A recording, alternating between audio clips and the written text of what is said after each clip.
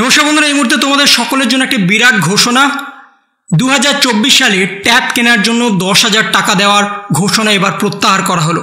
মাননীয় মুখ্যমন্ত্রী মমতা বন্দ্যোপাধ্যায় ঘোষণা করে দিয়েছিলেন যে তোমাদের এবছর শুধুমাত্র দ্বাদশ নয়, একাদশ শ্রেণীরও টাকা দেওয়া হবে, যেখানে তোমরা প্রত্যেকেই পাবে 10,000 টাকা।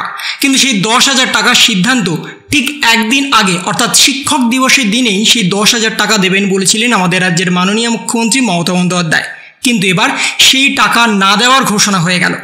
না দেওয়ার জন্য নোটিফিকেশনও জারি হয়ে গেছে এবং না দেওয়ার জন্য ট্রেজারিতে সরাসরি নোটিশ পাঠানো হয়েছে নবান্নের তরফ থেকে, যাতে কোনো ট্রেজারি থেকে কোনো রকম টাকা কোনো স্কুলে না পৌঁছায়। সেজন্য বিজ্ঞপ্তি প্রকাশ করা হয়েছে এবং সেই নিয়ে বড়সড় শোরগোল পড়ে গেছে।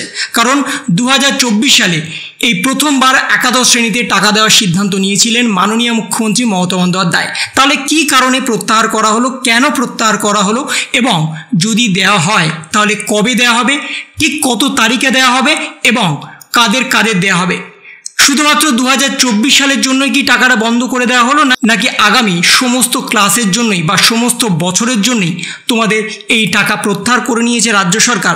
সে বিষয়ে বড়সড় বিজ্ঞপ্তি প্রকাশ হয়েছে এবং সেখানেই বলা হচ্ছে, দেখে নাও, একাদশ দ্বাদশের পড়ুয়াদের 10,000 টাকা দেওয়া হচ্ছে না। ট্যাব কিনতে অনুদানের সিদ্ধান্ত প্রত্যাহার নবান্নের।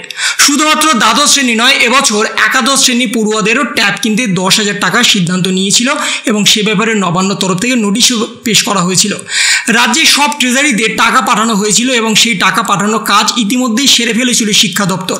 কিন্তু ঠিক আগামীকাল অর্থাৎ বৃহস্পতিবার দিন শিক্ষক দিবস এবং ঠিক তার আগের দিন পড়ুয়াদের ব্যাংকে টাকা পাঠানোর ডেট জারি করা হয়েছিল, কিন্তু সেই প্রত্যাহার করে নিয়েছে এবার শিক্ষা দপ্তর। ইতিমধ্যেই সব ট্রেজারিকে এ ব্যাপারে নির্দেশিকা দেওয়া হয়েছে।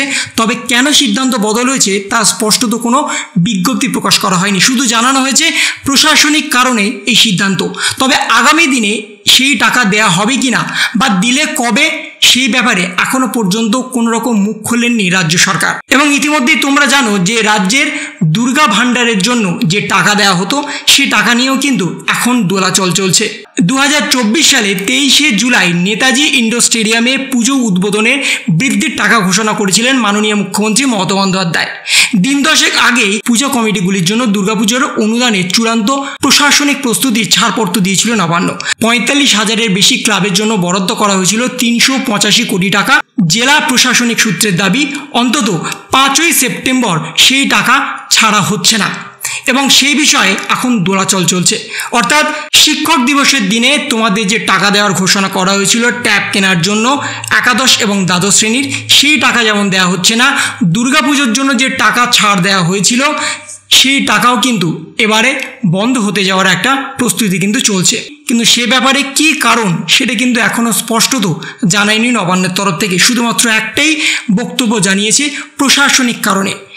আগামী দিনে তোমরা টাকা পাবে কি না, যদি টাকা পাও তাহলে কবে পাবে, সেই বিষয়ে কিন্তু এখনও পর্যন্ত কোনো রকম বিজ্ঞপ্তি প্রকাশ হয়নি। তাই 2024 সালে আগামী দিন তোমাদের কিন্তু কোনো রকম ব্যাংকে টাকা আসছে না, এই বিষয়টা কিন্তু মাথায় রেখো। তোমাদের নাম ইতিমধ্যে রেজিস্টার হয়ে গেছে, তোমরা সবাই জানো, তোমাদের সমস্ত ব্যাংক ডিটেলস নিয়ে নেওয়া হয়েছে, কিন্তু এই মুহূর্তে তোমাদের টাকা দেওয়ার জন্য যে প্রস্তুতি নেওয়া হয়েছিল সেই প্রস্তুতি সম্পূর্ণভাবে প্রত্যাহার করে নেওয়া হয়েছে। তো এই ছিল একটা ছোট্ট ইনফরমেশন তোমাদের সকলের জন্য। যদি তোমাদের ভিডিওটা ভালো লেগে থাকে তবে লাইক করো, শেয়ার করো এবং অবশ্যই সাবস্ক্রাইব করো। তার পাশাপাশি তোমার মতামত কমেন্টের মাধ্যমে জানাও। ভালো থেকো, সুস্থ থেকো, ধন্যবাদ।